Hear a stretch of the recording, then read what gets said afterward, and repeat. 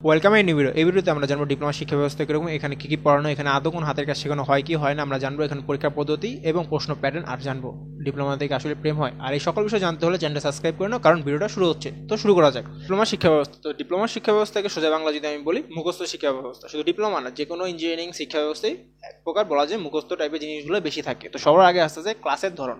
তো ক্লাসের ধরন আমরা জেনারেল যে ক্লাস ছিল সেই ক্লাসগুলো কিরকম ছিল, যে একজন স্যার আসতো, যে স্যার মিনিট টু মিনিট হিসাব করে ক্লাস করাইতো, প্রেজেন্ট নিত, চলে যেত, আবার পরের ঘন্টাতে একজন টিচার আইসা পড়তো। কিন্তু ডিপ্লোমাতে ক্লাস পুরোটাই ভিন্ন, কারণ ডিপ্লোমাটাকে তৈরি করা হয়েছিল ইউনিভার্সিটি লাইট। ইউনিভার্সিটি লাইট মানে ইউনিভার্সিটির আদলে। ইউনিভার্সিটি ক্লাসের ধরন যেরকম, ডিপ্লোমাতে ক্লাসের সেম ফিলিংসই পাবে তুমি।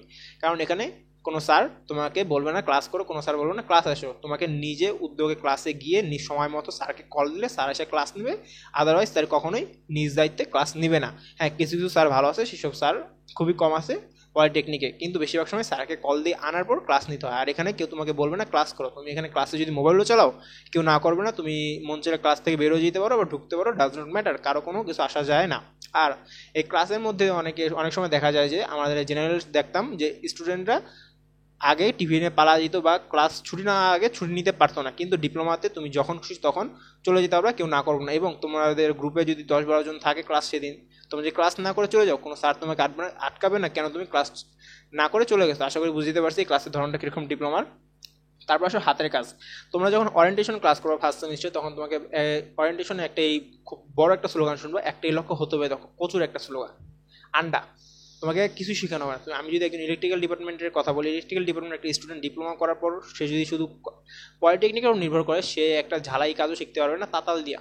এতটাই খারাপ অবস্থা বাংলাদেশে ডিপ্লোমাতে, যে হাতের কাজে যে প্রচার করা হয় একটাই লক্ষ্য হতে হবে, দক্ষতার কিছু থাকে না এই ডিপ্লোমাতে। তুমি যদি মনে করো তুমি ডিপ্লোমা করে কিছু শিখবা, তাহলে বলে যে তোমার সেগুড়ে বালি, কিচ্ছু শিখতে পারবে না। ডিপ্লোমা 4 বছর তোমাকে শিখতে হয় আলাদাভাবে, তোমার বাবার টাকা খরচ করে আর 10,000-12,000 টাকা দিয়ে কোর্স কিনে প্রত্যেক সেমিস্টার শিখতে হবে। কিন্তু তুমি পলিটেকনিক থেকে বিন্দুমাত্র সিস্টেম বা কিছু শিখতে পারবে না। তো এরকম আশা থাকলে ভুলে যাও, ডিপ্লোমাতে যাবো তুমি অনেক কিছু বানাবা বা শিখবা। তো আশা করি হাতের কাজের জিনিসটা ক্লিয়ার। তারপর মানবন্টন খুবই গুরুত্বপূর্ণ, ডিপ্লোমার মানবন্টন, কারণ এটা তোমার আগের শিক্ষাক্রম থেকে পুরোপুরি ভিন্ন। তো ডিপ্লোমাতে 2 টাইপের সাবজেক্ট হয়, আর এখানে ক্রেডিটের হিসাব আছে। তো ক্রেডিট জিনিস কি, এটা যদি আমি এখানে বলি তো বড় একটা ভিডিও হবে। তো আমি এখানে ক্রেডিট কি বলবো না, যেদিন তোমরা ফার্স্ট টাইম ক্লাস করবা সেই সময় স্যার তোমাকে ক্রেডিটের সিস্টেমটা কি পুরো বুঝিয়ে দিবে। আরেকটা জিনিস বুঝাবে, ডিপ্লোমার পর সরকারি চাকরি, যদিও বর্তমান বাজারে চাকরি খুবই কঠিন, তো ওরকম দিবা স্বপ্ন দেখাও দেখো না। কারণ পাশো মানবন্টন। তো মানবন্টন আমরা জেনারেলে দেখতাম কি সব সাবজেক্টে 100 মার্কের, আর কিছু ছিল 50 মার্কের, কিন্তু এসএসসির সময় দেখছি আমরা সবই 100 মার্কের হয়ে গেছে। এবং কি এইচএসসি, তোমার যেসব ফ্রেন্ড এইচএসসি করতেছে তাদেরও সব 100 মার্কের। ডিপ্লোমাতে 100 মার্কের না, একটা আছে 200 মার্কের সাবজেক্ট, আর একটা আছে 150 মার্কের। 200 মার্কের এবং 150 মার্কের। 200 মার্কের মধ্যে 90 মার্কের পরীক্ষা হয়, যেটা তুমি খাতায় লিখবা, যেটাকে সেমিস্টার ফাইনাল বলে। আর 150 মার্কের মধ্যে যেটা হবে 60 মার্কের। 30 মার্কেরও সাবজেক্ট আছে, এটা আলাদা, কিন্তু 150 মার্ক আর 200 মার্কের সাবজেক্টগুলোই বেশি। তো এটা 90 মার্ক তোমার খাতায় লিখবা, 60 মার্ক তুমি খাতায় লিখবা। আর 110 মার্ক যেটা, সেটা তোমার স্যারের হাতে থাকে। আর এখানে থাকে 90 মার্ক, এটাও তোমার স্যারের হাতে থাকে। তো আশা করি ক্লিয়ার। তো আসো, এই 90 মার্কের মধ্যে তোমাকে পাস করতে হলে পাইতে হবে 40%। তো 90-40% আস্তে আস্তে হয়ে যাচ্ছে 36, 36-এ পাস। আর তোমার A+ পাইতে হবে 90 মার্কের কত, 80%। তো সেই 80% যদি আমি হিসাব করি, 90-80%, তো সেটা আসতে আসে 72।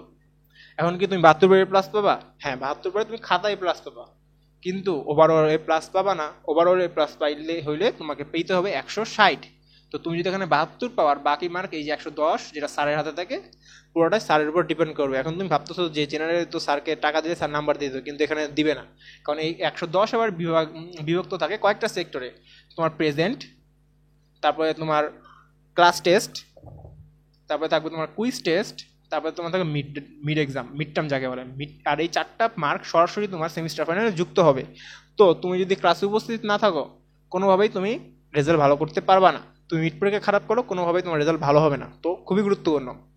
আর ক্লাস টেস্ট কুইজ টেস্টটা কি, এটা তোমার প্রত্যেক সপ্তাহে প্রায় 4টা থেকে 5টা ক্লাস টেস্ট থাকে। আর কুইজ টেস্ট স্যারে যখন মন চায় তখন ধরবে, উত্তর দিতে না পারলে মারা। তো আশা করি বুঝতে পারছি 110 মার্ক কীভাবে ভাগ হয়। এই 90-এর ক্ষেত্রে same, present, class test, quiz test এবং মিড টার্ম। আর এই 90-এর মধ্যে 150-এর মধ্যে 60 মার্কের তোমার পরীক্ষা হবে। 60-এর মধ্যে তোমাকে পাস করতে হলে পাইতে হইতেছে 40%। 60-এর 40% যদি হিসাব করি তাহলে সেটা হচ্ছে 24। আর A+ পাইতে হলে পাইতে হবে তোমাকে 48। আর ওভারঅল এ প্লাস যদি তুমি পাইতে চাও তাহলে তোমাকে পাইতে হইবে 120। তো আশা করি বুঝতে পারছি মানবন্ধনটা কিভাবে হইতাছে। তো যদি কোনো কোশ্চেন থাকে অবশ্যই কমেন্ট করো, আমি উত্তর দেওয়ার চেষ্টা করবো। তারপর আসো 4 নাম্বার প্রশ্ন পদ্ধতি। তো প্রশ্ন পদ্ধতিতে আমরা জেনারেল দেখতাম কি সৃজনশীল ছিল 10টা বা 11টা, সেখান থেকে 7টা দেওয়া লাগতো, 7টা 70 আর 30 মার্ক তো 90 থেকে অবজেক্টিভ এমসিকিউ। কিন্তু ডিপ্লোমাতে এরকম না, ডিপ্লোমাতে কোশ্চেনের 3টা বিভাগ থাকে। কি কি? সেটা হইতাছে ক বিভাগ, খ বিভাগ এবং গ বিভাগ। এটাকে বলে অতি সংক্ষিপ্ত, এটাকে বলা হয় সংক্ষিপ্ত, এটাকে বলা হয় রচনামূলক। আশা করি ক্লিয়ার। যদি তোমার 200 মার্কের সাবজেক্ট হয় মানে 90 মার্ক, সেই ক্ষেত্রে 10টা অতি সংক্ষিপ্ত আসবে, 10টায় 2 মার্ক ইকুয়াল টু 20। আর এটা হচ্ছে এক লাইনের উত্তর, যেটা আমরা সৃজনশীল করার সময় ক নাম্বার যে অ্যান্সার করে দেখতাম এক লাইনের, এই এক লাইনের উত্তর হবে এটা 20 মার্ক 10টায়। খ নাম্বার যে কোশ্চেনটা থাকে সেটাকে বলে সংক্ষিপ্ত, আর এটা থাকে হচ্ছে আমরা জেনারেলে যে সৃজনশীল লিখতাম খ নাম্বার এবং গ নাম্বার, এটা খ নাম্বারের মতন ছোট হতে পারে, গ নাম্বারের মতন বড় হতে পারে, এটার কোনো ডিউরেশন নাই। তো এখানে থাকবে হচ্ছে 10টা কোশ্চেন, যার মার্ক হবে 3 করে, এখানে থাকবে 30 মার্ক। আর বাদবাকি যেটা থাকে সেখানে হচ্ছে রচনামূলক গ বিভাগ, গ বিভাগের মধ্যে তোমার কোশ্চেন আসবে হচ্ছে 7টা, 7টার মধ্যে তোমার কোশ্চেন দিতে হবে 5টা, আর 5টাতে হচ্ছে 8 কইরা, 5টা 40, আর এই হচ্ছে তোমার মোট 90 মার্ক।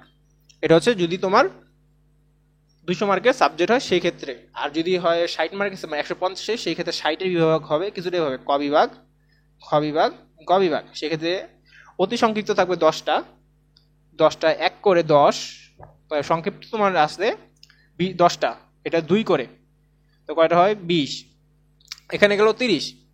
তারপরে গ বিভাগে, গ বিভাগে থাকবে হচ্ছে 6টা, 6টার মধ্যে তোমার অ্যান্সার দিতে হবে 5টা, তো 5 এটাও হচ্ছে 6 কইরা, তো 5 6 30, তো 30 20 50 আর 10 60।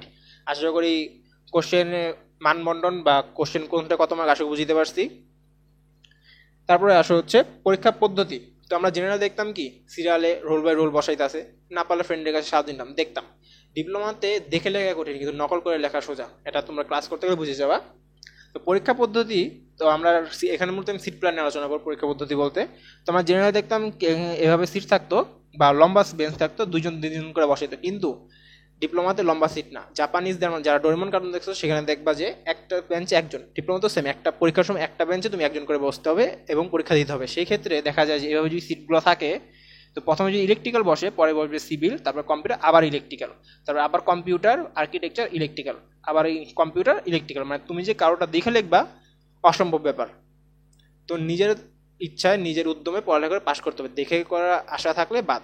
আর একটা হলে ডিপ্লোমার সেমিস্টার ফাইনালে 2জন করে টিচার গার্ড থাকে, কোনো কোনো জায়গায় 3জনও গার্ড থাকে, আর কোনো কোনো জায়গায় একজন টিচার পড়ে, একজন টিচারই অবস্থা খারাপ করে দেয়, ঘাড় পর্যন্ত ঘুরে দেয় না। আর এখানে কইলাম ট্রেনিং ব্রিং করলে আস্তে করে এক্সপ্লোর করে দেয়। খুব হার্ড পরীক্ষা হয় ডিপ্লোমার, ক্লাস হার্ডভাবে না নিলেও স্যারেরা পরীক্ষা প্রচুর হার্ড নেয়, অবস্থা খারাপ করে দেয়। তো অবশ্যই সতর্ক থেকো। তারপর সর্বশেষ জিপিএ সিস্টেম, মানে এ প্লাস পাওয়ার সিস্টেমটা। আমরা কি জেনারেলে দেখতাম জিপিএ, সেখানে ছিল জিপিএ 5, কিন্তু এখানে আছে 4। সিজিপিএ হচ্ছে 4 বছরে তোমার 8টা সেমিস্টার রেজাল্টের গড় হিসাবে যেটা দেওয়া সেটাকে বলে সিজিপিএ। আর জেনারেল জিপিএ ছিল, তো জিপিএর মধ্যে একটা সুবিধা ছিল, একটা সাবজেক্ট যদি তোমার এ প্লাস মিস হইতো তারপর তোমার এ প্লাস থাকতো। কিন্তু সিজিপিএতে তোমার যদি একটা সাবজেক্ট এ প্লাস মিস হয়, এ প্লাস থাকবে না।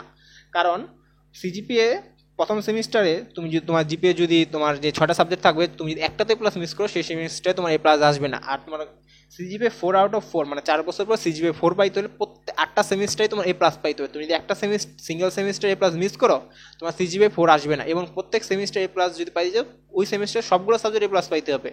যদি কোনো কারণে ওই সেমিস্টার একটা সাবজেক্ট এ প্লাস মিস করো, ওই সেমিস্টার তোমার এ প্লাস আসবে না। তো আশা করি সিজিপিএ সিস্টেমটা বুঝতে পারছি। তারপর আসে সর্বোচ্চ গুরুত্বপূর্ণ প্রশ্নে, ডিপ্লোমা থেকে আসলে প্রেম হয়? তো ভাই, আমি যতক্ষণ কথা বললাম এখানে তুমি ভাত খাওয়ার সময় খুঁজে পাইছো? তাও নাই। Class test, quiz test, assignment, job, এগুলো তো আমি বলিই নেই গা। তবে ল্যাব রিপোর্ট, আরও অনেক প্যারা দেয়, প্রজেক্ট, অভাব নাই। তুমি এখানে ভাত করার সময় পাইবা না, এতটা চাপে থাকবা। কিন্তু তুমি যদি বাইরে এসে বলো ফ্রেন্ডদের কাছে, পরিবারের কাছে, এই অবস্থা, আমি রাত 2টা পর্যন্ত বই পড়ি, অ্যাসাইনমেন্ট লিখি, আমার খাওয়ার সময় হয় না, তারা সবাই হাসবে। তারা বলবে ডিপ্লোমাতে পড়ালেখাই নেই, তুই কী পড়স? এটাই বাংলাদেশ, কিছু করার নেই, এটা মেনে নিয়ে পড়তে হবে। এখন তুমি যদি ভাবো তুমি প্রেম করবা, তোমার রিলেশন হবে ডিপ্লোমাতে ফার্স্ট সেমিস্টারে, কাউকে ভালো লাগবে, ভাই বিশ্বাস করো ওইগুলো করতে গেলে পড়ালেখা হবে না, আর পড়ালেখা করতে গেলে ওইটা হইব না। আর বিশেষ করে যারা ইলেকট্রিক্যাল ডিপার্টমেন্ট, তাদের জন্য বিশেষ ঘোষণা, ইলেকট্রিক্যাল ডিপার্টমেন্টকে বলা হয় বেডি মুক্ত বা নারী মুক্ত ডিপার্টমেন্ট। তো এইসব চিন্তা ভাবনা থাকলে বাড়িতে রেখে আসো, পড়ালেখা করতে আসতেছো পড়ালেখা করো। তো দেখা হচ্ছে পরবর্তী ভিডিওতে, ধন্যবাদ।